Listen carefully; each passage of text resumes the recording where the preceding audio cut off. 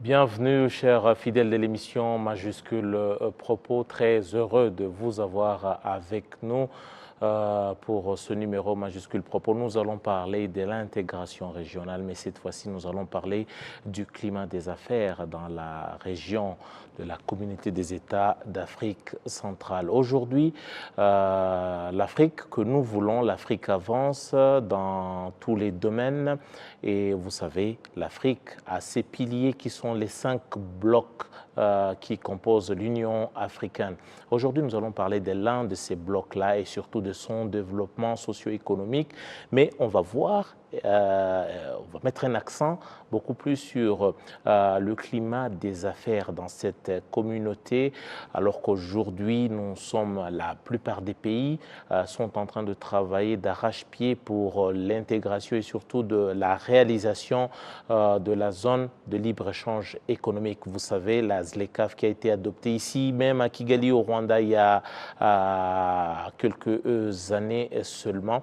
Mais aujourd'hui, ce qui nous concerne, nous allons voir qu'en est-il de notre sous-région de la CEEAC, le travail qui est abattu aujourd'hui, à quoi ça ressemble aujourd'hui de manière palpable sur le terrain.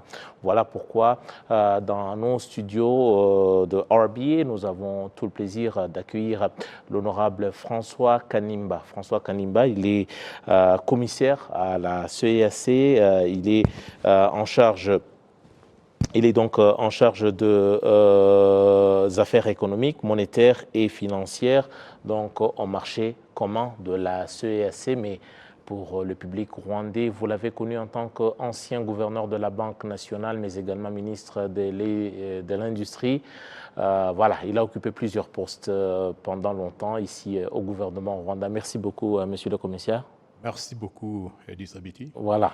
Avec nous également dans ces studios, nous sommes rejoints par un autre monsieur. Lui, il est donc également un monsieur qui est donc également un monsieur très important au sein de cette communauté. Il s'appelle monsieur Abaté. Il est camerounais, mais panafricain tout d'abord. Il est donc dans le patronat de la communauté de la CEEAC. Monsieur Abaté, bienvenue dans nos studios. Merci beaucoup et merci de l'invitation. Voilà, ça va faire, vous avez passé 4 ou 5 jours à Kigali pour un travail d'arrache-pied. On a assisté, il n'y avait pas que vous, il y avait un certain nombre des participants en provenance de 11 pays membres de cette large communauté. Déjà, il faut dire que c'est une communauté, tout à l'heure je parlais de l'un des blocs qui compose l'Union africaine, mais tout d'abord, monsieur le commissaire, quelle est la santé pour notre public, notre audience au sein de la communauté qui nous suit aujourd'hui? À quoi ressemble notre communauté à ce jour? Est-ce que c'est une communauté sur laquelle, c'est un bloc sur lequel l'Union africaine, l'Afrique se repose aujourd'hui? Merci beaucoup, Edis Abiti. Le bloc CEEAC, c'est un bloc qui, sur le plan économique, est assez important. Il est composé de 11 pays, mais la plupart de ces pays, ce sont des grands pays exportateurs de pétrole et des minerais. Donc, ils ont généralement un produit intérieur brut assez élevé. Il y a d'autres États qui sont une économie beaucoup plus diversifiée, comme le Rwanda, le Cameroun, le Burundi, qui aussi ont un secteur agricole assez développé. Mais ce qui est intéressant, quand vous lisez la littérature économique aujourd'hui ou les plans de développement, de transformation à moyen terme de ces pays, il y a 2 priorités majeures. La première priorité, c'est le développement de l'agriculture pour être de moins en moins dépendant des importations alimentaires pour une région pratiquement qui a tout ce qu'il faut pour s'autosuffire effectivement si on exploite le potentiel. La deuxième priorité, c'est l'industrialisation et la diversification économique. Un accent particulier étant porté sur l'appui à la promotion du développement des moyennes entreprises. Mais ceci étant dit, Sur le plan, malgré l'existence de 40 ans pour la CES, elle a été créée en 1983, l'évaluation de la performance aujourd'hui en matière de promotion de l'intégration commerciale de la région est la moins performante du continent. Et il doit y avoir, il y a des explications à tout ça et je ne vais pas certainement aller dans les détails dans cette émission, mais l'analyse que la commission de la CEAC a faite depuis que nous sommes en place au mois de septembre 2020, nous avons constaté, quand vous lisez la littérature internationale sur l'environnement des affaires dans les pays du monde, il y a des classements qui sont faits par les institutions comme la Banque mondiale, le World Economic Forum, Mo Ibrahim, l'Organisation des Nations Unies, etc. C'est très embêtant de voir que chaque fois, à part le Rwanda qui a fait des sons spectaculaires pendant les 15 dernières années, tous les autres pays systématiquement sont toujours classés dans le dernier quartier de l'échelle de classement. Donc, ça veut dire qu'il y a quelque chose qui ne va pas au niveau de l'environnement des affaires. Et vous savez, qui parle de l'environnement des affaires parle de l'ingrédient fondamental pour améliorer la compétitivité des entreprises.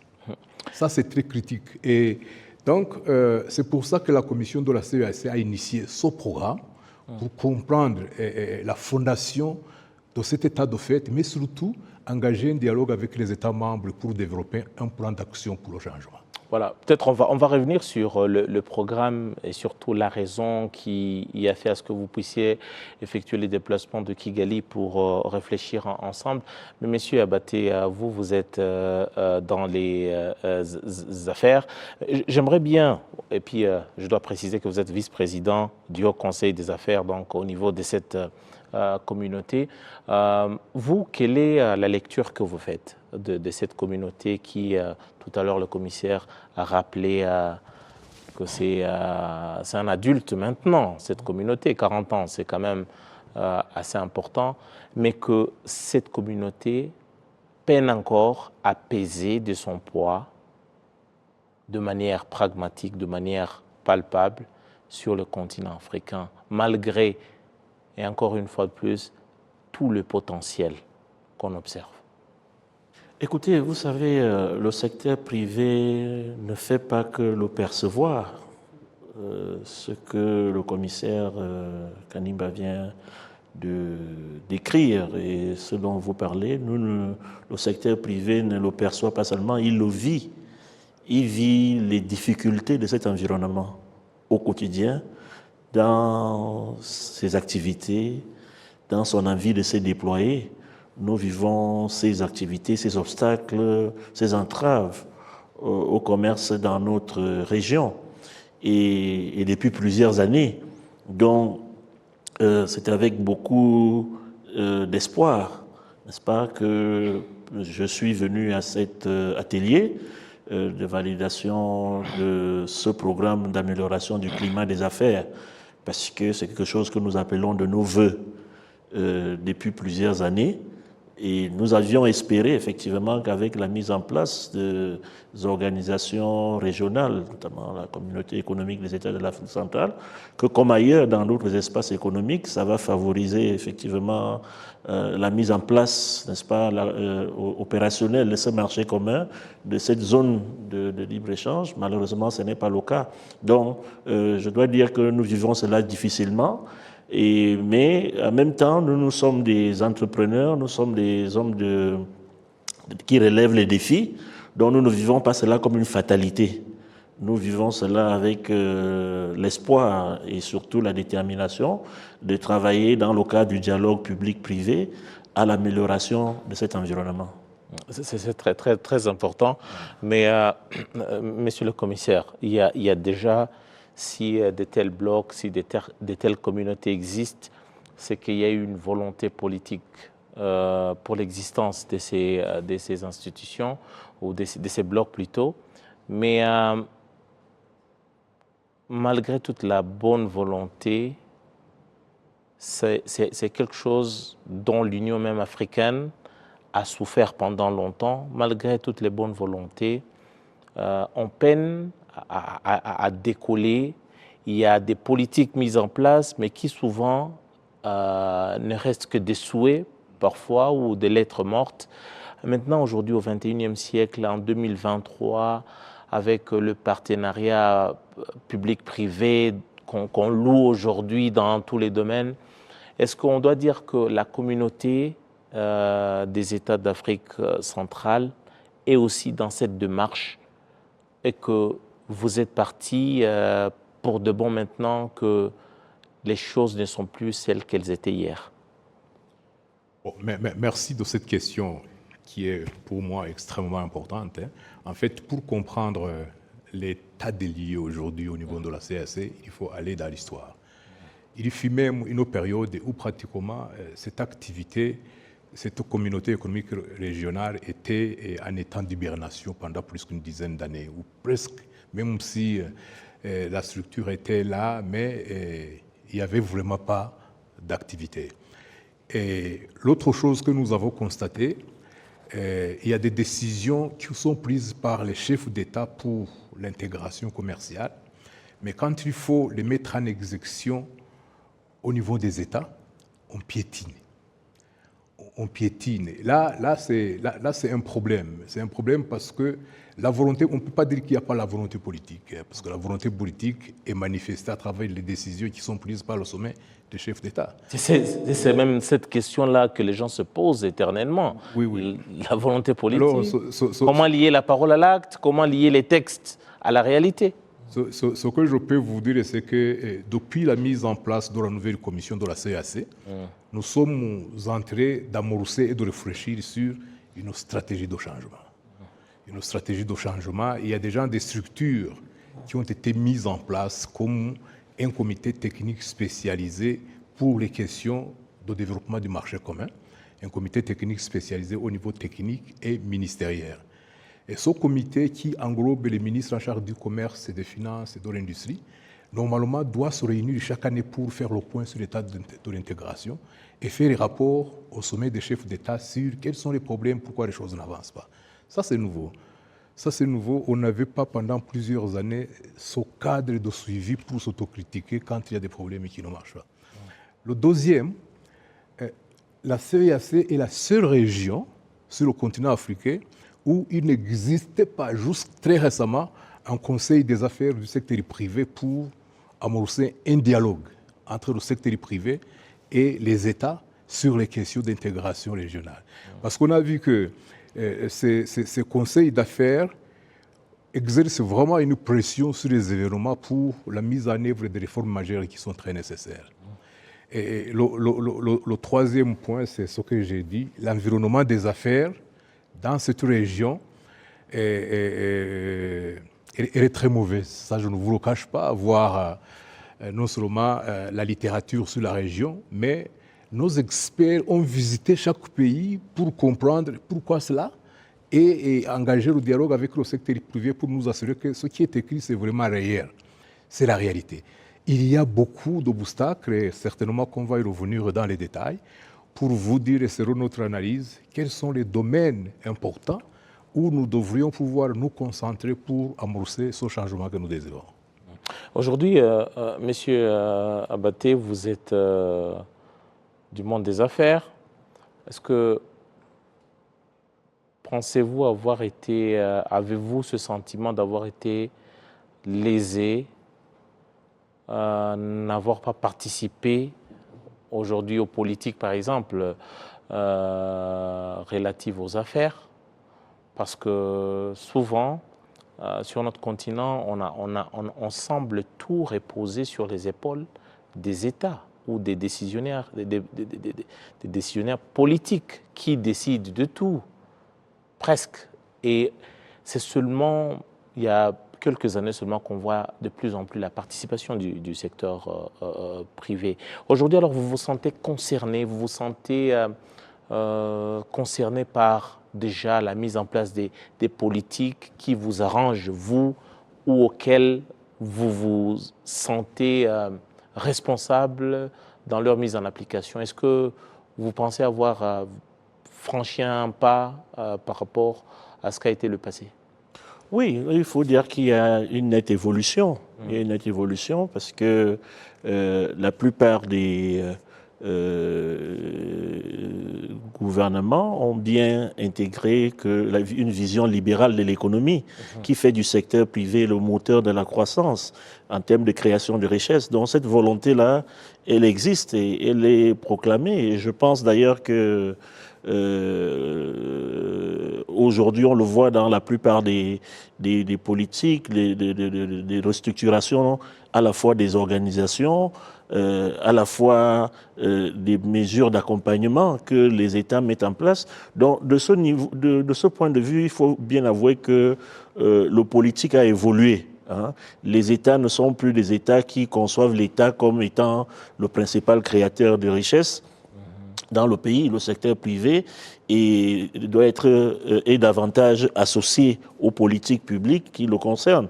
Alors, mais comme nous partons de très loin, et il se trouve simplement que la volonté politique au sommet, manifestée par les chefs de l'État, parce qu'il faut bien dire que même une organisation comme la nôtre, le Haut Conseil des affaires, il faut bien dire que ça s'est fait sous l'impulsion des chefs d'État de la région et que c'est la communauté, la CAC qui nous a accompagnés, hein, n'est-ce pas, qui a préparé le terrain pour que le secteur privé des 11 pays se mette ensemble. Donc on peut dire que non, de ce côté-là, au niveau politique, il n'y a plus un obstacle.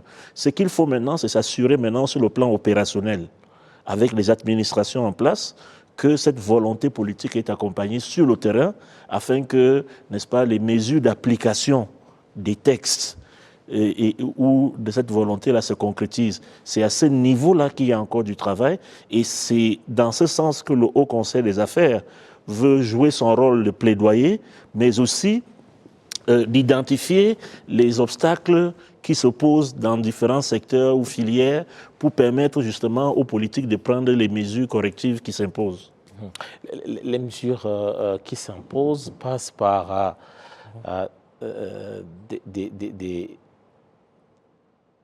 des points saillants, ça passe également par une certaine réalité sur terrain. Voilà pourquoi même ce qui justifie le travail que vous étiez en train de faire ici à Kigali, c'était aussi sur la validation d'un rapport très important sur l'étude sur l'environnement des affaires en Afrique centrale.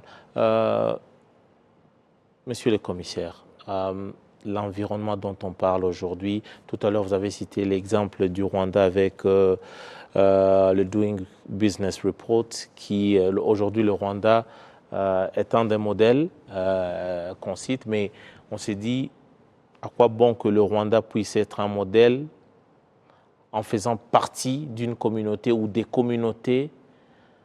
Comment faire que les best practices ou les meilleures pratiques puissent aussi être partagées avec les autres. Lorsque vous faites l'autopsie de la situation du climat des affaires, sur quel terrain nous sommes? C'est quoi la situation exacte? Est-ce que ça demande combien d'années, combien de décennies pour installer un climat propice aux affaires? Merci beaucoup. La question est très importante, mais un peu compliquée aussi. Tout d'abord, pour commencer là où vous avez commencé vous-même, ce n'est pas par hasard que cet atelier a été organisé à Kigali.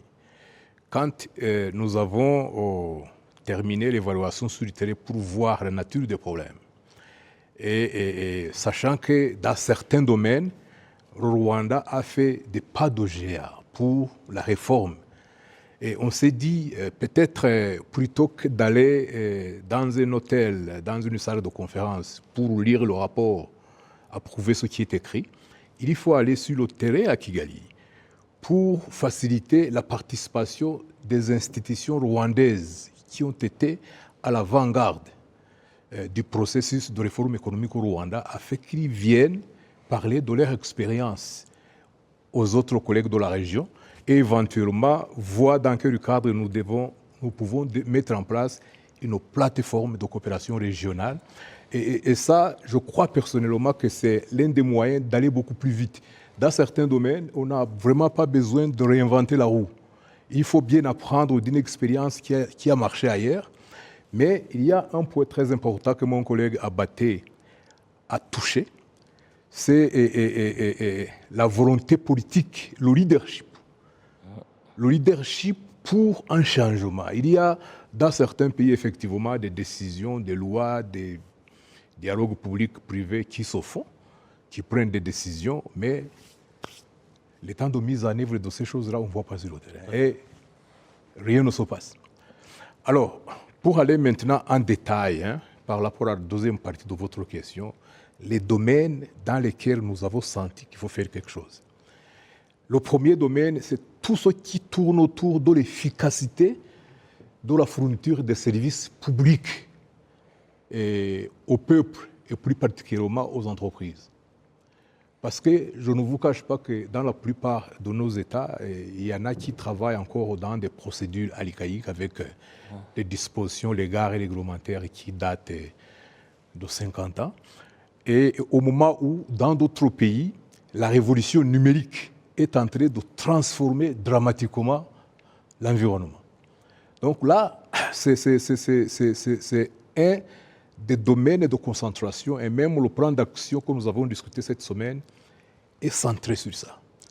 En corrélation avec ça, il y a des services clés qu'il faut mettre en place de façon électronique pour faciliter le coût et l'accès aux entreprises qui ont directement un impact sur leur productivité. Donc là, vous parlez du numérique, vous parlez du numérique, mais tout ça, ça passe par un investissement. Tout à fait. Dans le domaine des nouvelles technologies de l'information. Oui. Et ça passe par des infrastructures. Pour avoir une telle connectivité, pour avoir un tel travail. Est-ce que aussi, c'est vrai, vous faites partie d'un même bloc, d'une même famille, mais est-ce que les priorités nationales sont-elles les mêmes? Comment faire à ce que certaines priorités soient vraiment pour tout le monde? Oui, en fait, l'un des objectifs de ce programme, c'est aussi de voir dans quel domaine nous pouvons mobiliser nos leaders pour converger.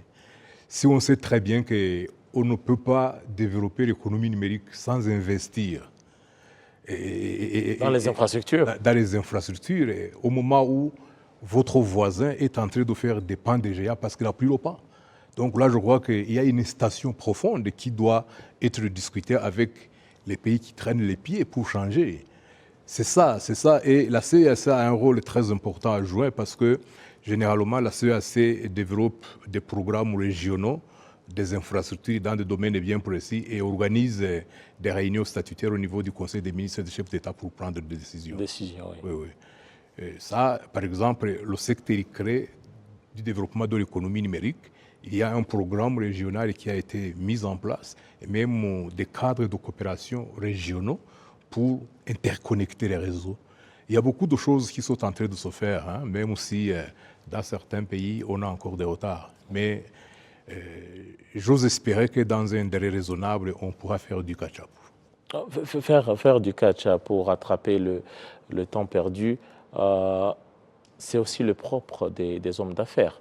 Monsieur Abaté, est-ce qu'on peut imaginer le secteur privé aujourd'hui aussi proposer des solutions tangibles qui peuvent aussi pousser les preneurs de décisions au niveau du gouvernement?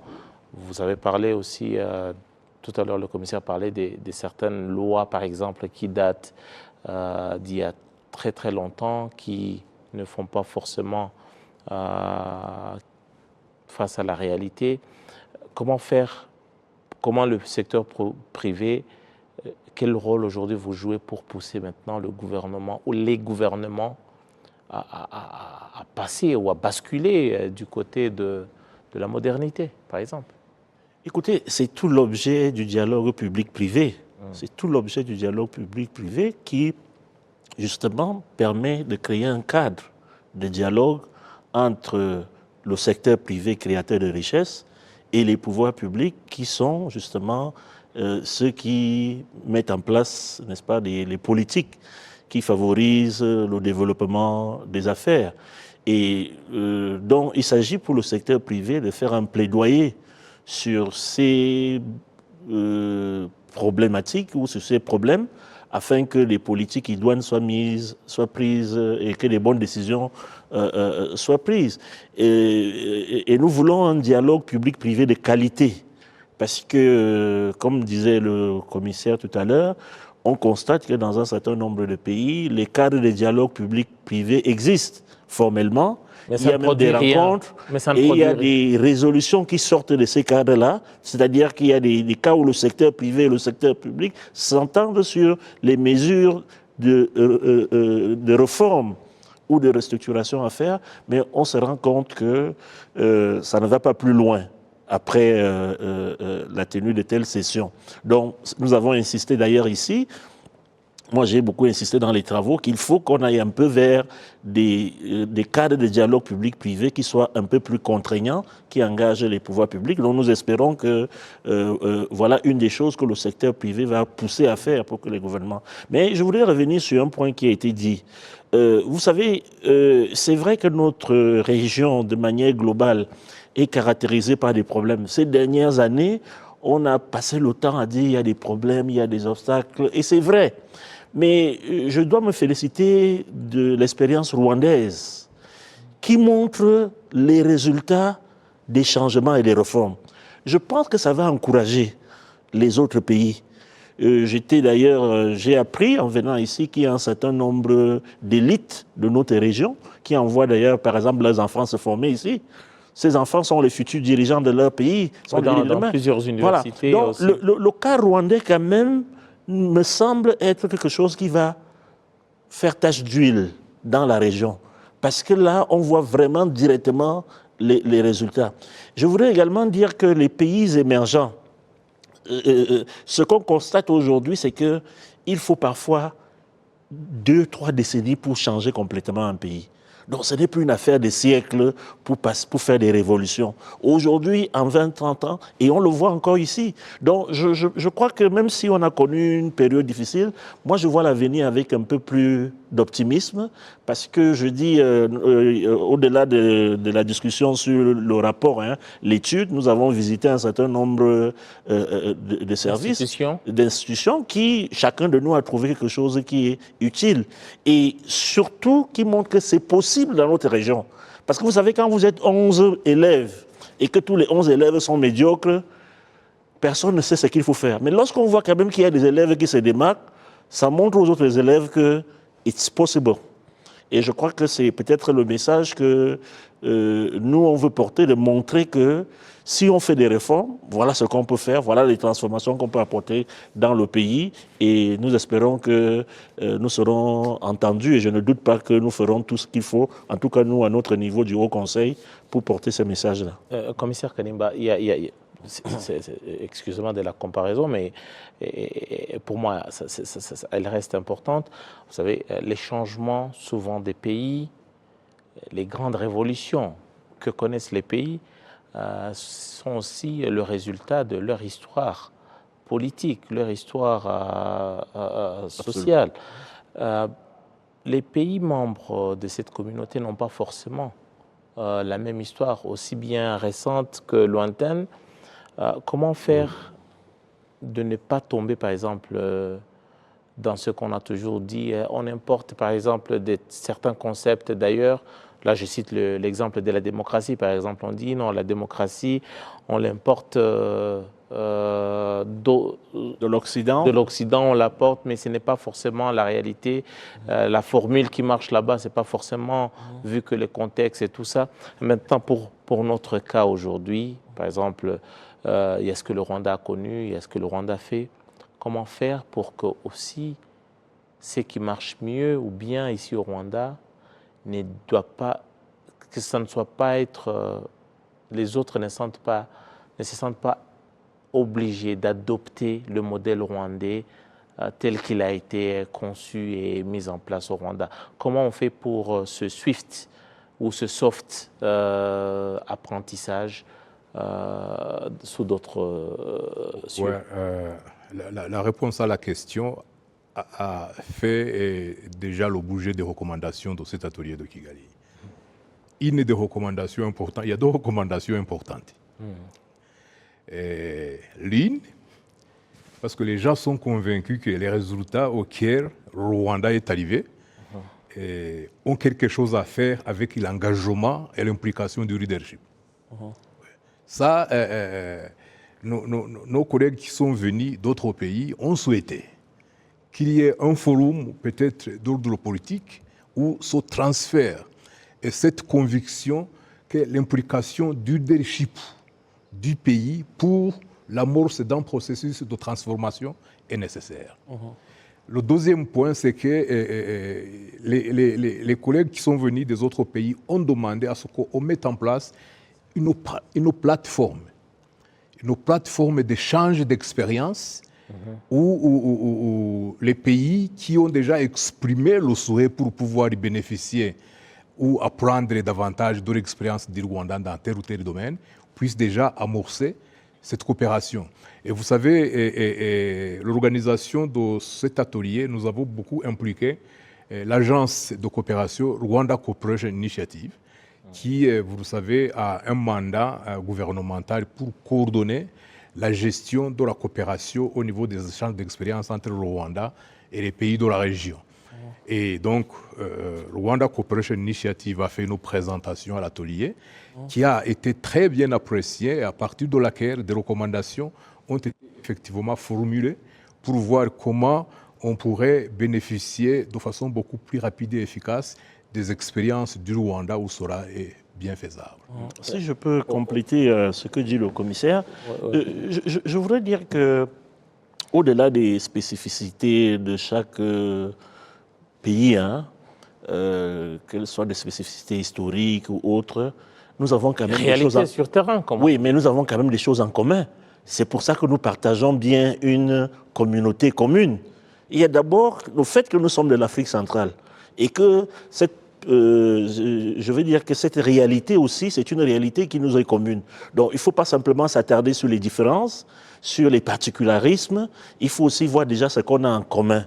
Et en fait, ce que nous voulons, c'est pousser ce que nous avons déjà en commun, mutualiser nos efforts, mutualiser. Je vous prends un cas. Moi, je suis un homme d'affaires du Cameroun. Vous comprenez très bien que si j'ai une entreprise qui produit de l'eau ou je ne sais quoi au Cameroun, j'ai tout intérêt à ce que mon eau se vende jusqu'au Rwanda. Je n'ai pas à dire que comme c'est... et vice-versa pour les hommes d'affaires du Rwanda. Donc, il s'agit de créer un marché commun qui permet d'abord de créer suffisamment de richesses. Alors, pour que ça se fasse, il faut un ensemble d'infrastructures qui vont bénéficier à tout le monde. Vous imaginez par exemple que si nous réalisons un certain barrage d'une envergure, l'énergie ne sera pas seulement l'énergie du pays. Si nous réalisons un pont entre certains pays, ce pont ne sera pas seulement fréquenté par les ressortissants de ce pays. Si nous, par exemple, nous voulons une compagnie maritime, vous savez que nous avons à peu près 3100 km de côte.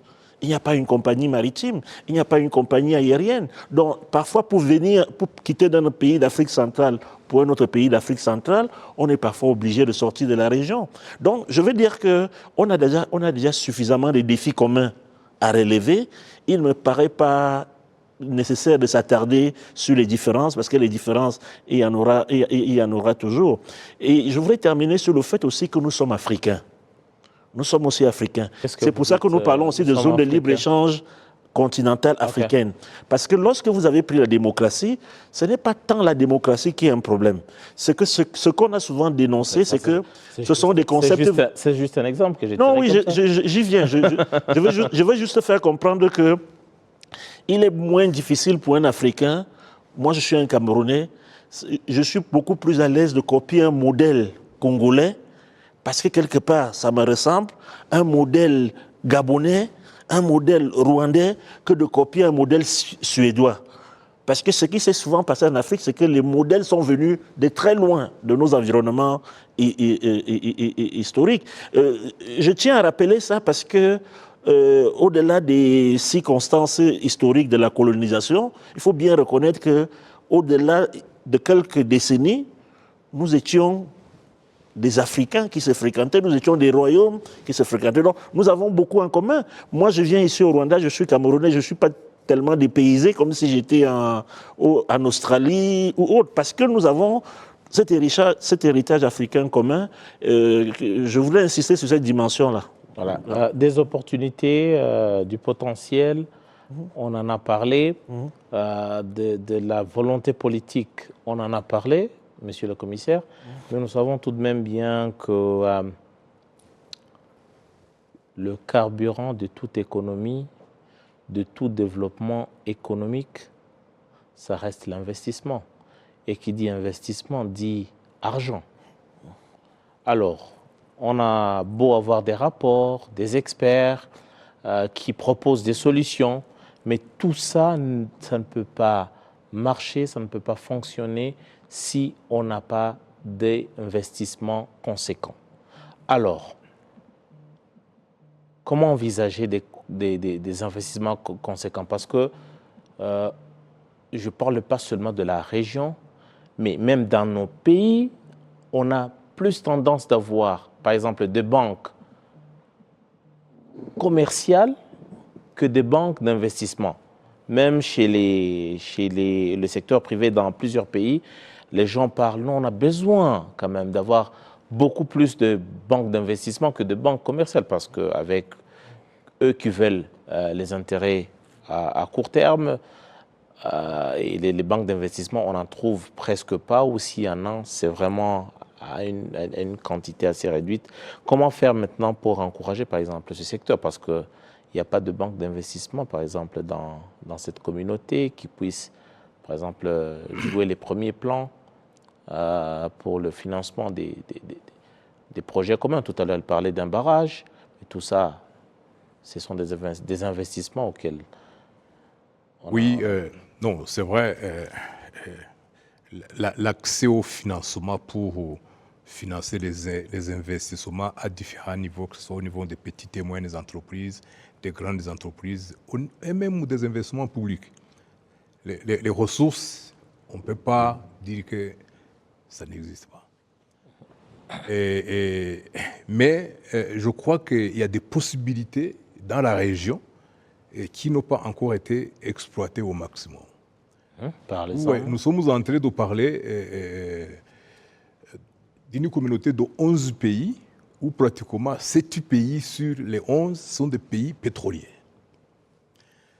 Ces pays, la plupart des cas, disposent des excédents commerciaux. Ils ont même créé des fonds souverains, tout à fait. Des fonds souverains qui sont investis en Amérique, en Europe, tout à fait. En Asie. Oui. Et là, je crois qu'il y a une réflexion fondamentale qu'il faut amener au niveau de cette région pour recycler le capital et utiliser l'exploitation des ressources naturelles pour la diversification économique. Et c'est ça la réflexion. Vous avez fait allusion à l'existence d'une banque d'investissement régionale. Ça fait partie aujourd'hui des statuts révisés de la CAC, qu'il faut mettre en place une banque de développement régional. Et nous sommes en train de réfléchir sur les possibilités de pouvoir développer cette banque. Actuellement, ça c'est l'un des projets qui sont actuellement en discussion avec le Haut Conseil des affaires pour voir comment on peut mobiliser le secteur privé de la région pour participer dans cette banque. Nous avons une banque de développement qui regroupe les 6 pays de la CEMAC, mais déjà le Burundi est actionnaire, la RDC a demandé d'être actionnaire dans cette banque. Le Burundi, le Rwanda et la RDC, nous avons la BDGR qui est là, mais qui est en train d'évoluer dans un environnement... Qui n'existe que de nom, la BDGR. Oui, mais qui dispose des ressources. Alors, moi, je pense qu'une des options de sortie, c'est de pouvoir mettre ensemble la BDGR, la BDAC, et créer une nouvelle institution de développement de la région qui pourrait être recapitalisée par des ressources importantes qui existent dans la région, que ce soit au niveau des États ou au niveau du secteur privé. Et ça c'est à mon avis quelque chose qu'il faudrait examiner de façon profonde, comment ça pourrait changer la donne. Alors, ça c'est très important ce qu'il dit, le rôle du secteur privé pour la mise en place d'une telle banque. Il y a quand même des prérequis dont vous avez besoin. Absolument. privé. Quels sont les prérequis aujourd'hui, par exemple, pour que vous trouviez ça être une opportunité d'affaires? Non, absolument. Parce que vous savez, l'investissement, en tout cas privé, a besoin d'un cadre, n'est-ce pas? Parce qu'il faut protéger les investissements. Il faut protéger. L'investisseur veut s'assurer qu'il investit dans un cadre sécurisé et que le judiciaire, un certain nombre d'aspects, protège son investissement, que ce soit en termes de rapatriement de fonds, que ce soit en termes de conflits. Vous voyez? Donc il y a un cadre institutionnel à mettre en place qui prenne en compte cette dimension de la mobilisation des ressources sur le plan interne et régional. Parce que vous savez, on a eu tendance dans notre région, peut-être c'est valable ailleurs en Afrique, on a eu tendance dans notre région à penser que les grands projets intégrateurs ne pouvaient se faire qu'avec l'apport du capital international extérieur à la région. On n'a pas souvent vite pensé, vu que ce qui ne peut pas se faire par le secteur privé du Cameroun ou du Rwanda seul, on peut mobiliser les secteurs privés et trouver dans nos 11 États au moins la base critique qu'il faut pour prendre une bonne participation. Parce qu'il ne s'agit pas de dire non au capital d'ailleurs, mais lorsqu'il s'agit des projets qui nous concernent, nous pensons que le secteur privé est en droit et aujourd'hui a même les ressources et les moyens de le faire. Puisque vous voyez que dans nos pays aujourd'hui, vous voyez un certain nombre de banques ou d'institutions ou d'entreprises qui sont des entreprises des pays africains qui viennent s'établir dans nos pays. Ça montre qu'aujourd'hui, l'Afrique aujourd'hui dispose d'un secteur privé qui est capable de se mouvoir, qui est capable d'aller. Donc nous voulons dans notre région, en tout cas c'est une des missions du HCA, mobiliser les ressources dans notre région. Est-ce que ça vous gênerait, par exemple, que au niveau de la CAC, on puisse attirer aussi des capitaux étrangers qui viennent investir? Si vous n'êtes pas prêt, est-ce que les autres, ça ne peut pas causer de jalousie? Ça ne pose pas de problème que les autres viennent trouver des Non, je suis en train de vous dire que c'est ce qui se faisait jusqu'à présent. La plupart des grands projets, la plupart des grands appels d'offres d'un certain montant étaient exclusivement gagnés par les entreprises étrangères dans notre région. Ah, mais avec mérite quand même. Non, nous ne critiquons pas. Parce que vous n'étiez pas prêt ou vous n'êtes pas prêt pour ça. Je dirais de moins en moins. Peut-être que nous n'étions pas prêts. Okay. Peut-être aussi que psychologiquement, on pense qu'eux sont meilleurs. Voilà. Non, le problème ne se pose pas en ces termes. Il faut quand même dire que, comme on a dit, nous sommes une communauté à construire. Ouais. Il faut dire que les gens avaient tendance à regarder à l'intérieur de leur pays.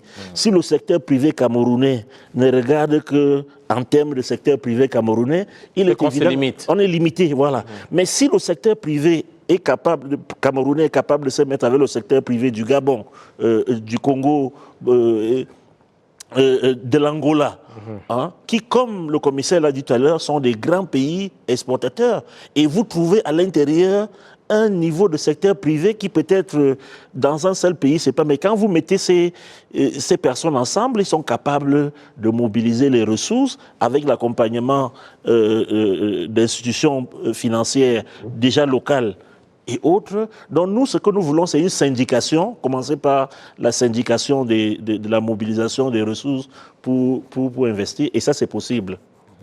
Ça c'est bien possible. En tout cas, ça fait partie des résolutions que nous avons prises ici au Rwanda, c'est d'encourager le dialogue privé-privé pour que le secteur privé lui-même commence à s'organiser, commence à se mobiliser dans la région pour mobiliser les ressources pour financer un certain nombre de projets intégrateurs qui nous sont d'ailleurs d'abord directement à notre intérêt. C'est très important. On sent de la bonne volonté, surtout une certaine dynamique dans le chef des membres du secteur privé. Aujourd'hui, monsieur le commissaire, il faut quand même dire que même pour l'Union africaine, l'harmonisation des lois pour l'intégration régionale ou pour la mise en place de certains programmes, ça reste quand même un sérieux problème. Comment maintenant allons faire? Comment faire du plaidoyer pour que, par exemple, l'harmonisation des lois en matière du commerce, en matière des affaires, puisse être une réalité? Qui fait le plaidoyer aujourd'hui auprès des politiques? Oui, mais moi, la petite expérience que j'ai depuis la CEAC, il n'y a pas un obstacle majeur pour l'harmonisation des lois qui vont dans la bonne direction. Il n'y a pas un obstacle majeur. Ce que je pense nous a manqué, et ça c'est vraiment une préoccupation, et fort heureusement, la solution est en train d'être trouvée. C'est de mobiliser le secteur privé autour des projets qui ont un impact réel sur l'intégration régionale, afin qu'eux aussi, ils expriment leur niveau de plaidoirie. Vous voyez? Et généralement, les secteurs privés convergent facilement quand il faut mettre en place des activités qui promeuvent leurs intérêts, quels que soient les pays dans lesquels ils viennent. Et ça, je pense que c'est un aspect important qui doit contribuer au processus. Un aspect important. Il y a aujourd'hui, nous sommes allés dans une période assez cruciale, avec où la plupart des pays africains essaient de mettre en place ou de faire de la ZLECAf une réalité. Comment est-ce qu'aujourd'hui la communauté vit à côté ou à l'intérieur de ce dynamisme-là, de ce renouveau du continent?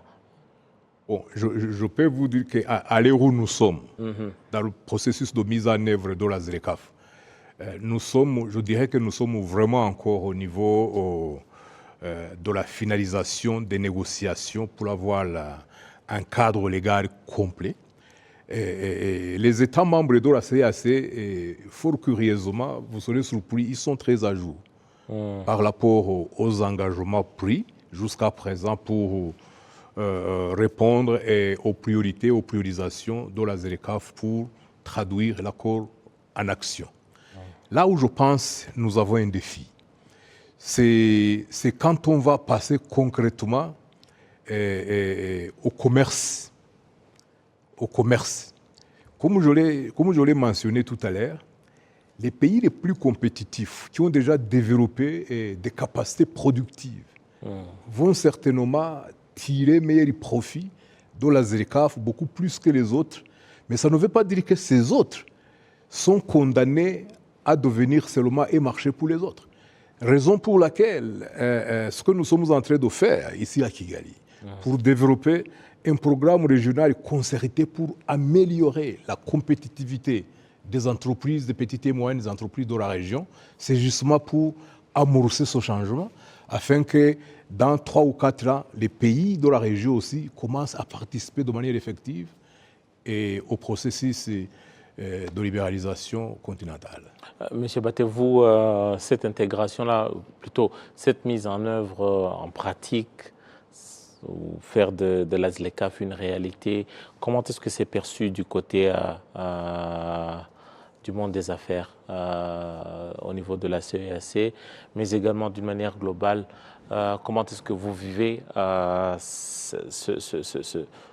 ce changement-là si important pour le continent? Ça représente quoi pour vous? Écoutez, mais c'est une véritable opportunité pour le secteur privé. En tout cas, ça c'est la première perception. À chaque fois que vous avez un marché plus vaste, ça veut dire plusieurs débouchés, ça veut dire que vous avez la possibilité, n'est-ce pas, d'exporter. Mais c'est un défi, parce qu'il ne suffit pas de le percevoir ainsi. Si les marchés sont ouverts, ça veut dire que votre propre marché aussi devient, n'est-ce pas, sujet à recevoir également. Les autres perçoivent également votre espace économique comme un espace de débouchés. Donc, c'est la compétition. Et donc, ça amène votre région à se mettre à niveau pour être à la mesure de la compétition que la zone de libre-échange continentale va nécessairement créer. Parce qu'il ne faut pas qu'on pense que la zone de libre-échange, c'est forcément des cacahuètes. C'est la compétition à plus large échelle. Donc ce sont les entreprises, les espaces économiques les plus compétitifs qui vont profiter au maximum. Mais ce que je voudrais dire sur ce plan, je voudrais faire, moi je suis chrétien, hein, et dans la Bible, on dit « Sois fidèle dans les petites choses pour faire les grandes ». Nous disons donc que pour que nous soyons prêts et capables de compétir dans la grande zone de libre-échange continentale, commençons déjà à opérationnaliser notre zone de libre-échange régionale. Parce que c'est à la mesure où nous serons déjà capables de mettre en œuvre et d'opérationnaliser notre zone de libre-échange, c'est quand nous serons capables déjà de bien faire le commerce entre nous, de mobiliser le secteur privé entre nous, d'avoir des instruments, comme on a dit, financiers, de mobilisation de ressources et autres. Quand nous aurions fait ça, c'est ça qui va nous mettre en mesure ou qui va nous rendre aptes, en tout cas, donner les aptitudes qu'il faut pour que dans la zone d'échange continentale. Donc, nous voyons la zone d'échange continentale comme une opportunité, mais il faut que ça commence déjà dans notre région, que nous commençons à vivre cela. Parce que, monsieur le commissaire, pendant que les pays étaient ici à Kigali, je me rappelle que ça a été quand même une longue nuit ici à Kigali Convention Center. Je pense que nous sommes sortis de là à 6 heures du matin parce que il fallait vraiment... Voilà, il fallait trouver un accord. Mais certains pays, par exemple, on a vu des grandes économies du continent, notamment l'Afrique du Sud. Il y a le Nigeria qui était d'accord, les leaders politiques étaient d'accord, avaient embrassé l'idée, mais qui ont dit on doit devoir faire face à notre patronat ou à faire comprendre, à vendre l'idée, parce qu'il y a quand même une certaine peur de dire, écoutez, avec cette ouverture-là, on risque de perdre le monopole. Certaines entreprises, par exemple, se disent, écoute, ce sont les frontières qui tombent et nous, on tombe avec. Oui, ce que vous dites, comment on protège sa souveraineté économique tout en intégrant un tel marché? Là, vous touchez sur une question très importante de vision. Très importante de vision. Et quand, par exemple, la communauté économique de l'Afrique de l'Est a décidé de mettre en place une zone de libre-échange entre les États membres, il n'y a aucun pays de l'Afrique de l'Est qui s'est dit « Non, moi je serai défavorisé parce que je suis petit. » Oui. Au contraire, je dois chercher comment m'organiser et me développer pour tirer les avantages de cette libéralisation. Au niveau de la communauté des États de l'Afrique centrale, malheureusement, nous avons encore des pays qui pensent qu'ouvrir ces frontières à la libéralisation, tout ça au niveau de la région, il peut y avoir des pertes. Et on ne voit pas très bien à quel horizon on va commencer à tirer des bénéfices. Mais pour moi, ça c'est une vision courte du développement. Quand on décide de créer une zone de libre-échange, plutôt que de penser à ce que vous allez perdre à court terme, il faut plutôt penser à vous organiser pour tirer le maximum de profit à moyen terme des bénéfices du marché élargi qui s'offre à vous. Cette logique est aussi valable pour la zone de libre-échange continentale. Vous voyez, ce qui est très curieux, c'est que c'est les grands pays qui ont commencé... Oui, qui ont montré quand même certains doutes. Je parlais des grandes économies africaines, l'Afrique du Sud et le Nigeria. Mais vous savez, en fait, ce qu'on lit dans cet état de choses, c'est que ces grands pays ont exprimé des préoccupations vis-à-vis de leur potentiel concret parmi les grands pays. Et s'assurer que le rythme ou la négociation du rythme de mise en œuvre de la ZLECAf leur permette éventuellement de boucher les trous là où ils pensent qu'ils peuvent avoir des difficultés. Mais ce que je constate aujourd'hui, c'est qu'en dépit de ces retards qui ont été accusés petit à petit, progressivement, les choses se dénouent. les choses se dénouent et l'accord, vraiment, sur le plan des négociations, est en train de converger vers un... Monsieur Baté, vous comprenez par exemple que le patron du patronat nigérian puisse vous dire, écoutez, c'est bien, on est africain, on est panafricain, tout ça, mais quand même, nous, on a un marché de 200 millions devant nous. Qu'est-ce qu'on va encore aller chercher? Ou alors, comment allons-nous marcher avec des gens qui n'ont pas de marché? Nous, déjà, on a un marché à nous, conquis, gagné, qui est devant nous. Les autres, on les considère presque, je m'excuse aussi du terme, comme des parasites. Non, je ne pense pas que la question se pose comme ça et je ne pense pas que ces réticences sont propres à l'Afrique ou aux Africains. Vous savez que l'accord de libre-échange, le grand accord de libre-échange transatlantique entre les États-Unis et l'Europe a échoué du fait d'un certain nombre de réticences de certains secteurs.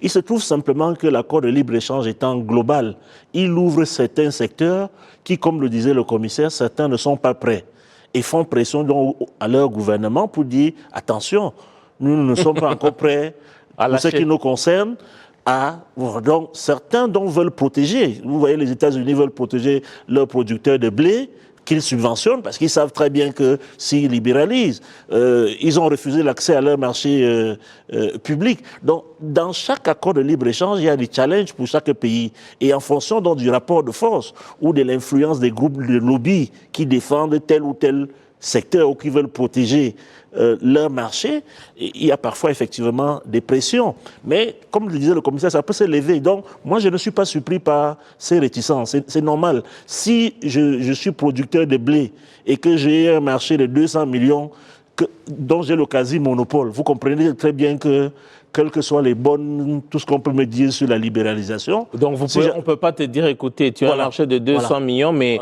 on te présente un marché de 1,3 milliard. Voilà. Ça ne vous dit pas, ça ne vous cause pas? Non, parce que ça signifie en même temps que quand le marché d'1 milliard, il n'y a pas que toi qui vas aller. Ça signifie deux choses. Les autres vont y aller et puis les autres vont venir sur ton terrain. Marché. Donc, en général, les gens sont réticents parce que, vous savez, la nature humaine, on aime se contenter de ce qu'on a sécurisé. Mais il appartient, et c'est pour ça que je suis tout à fait d'accord avec le commissaire Kanimba, c'est parfois là où les questions de leadership interviennent, les questions de vision.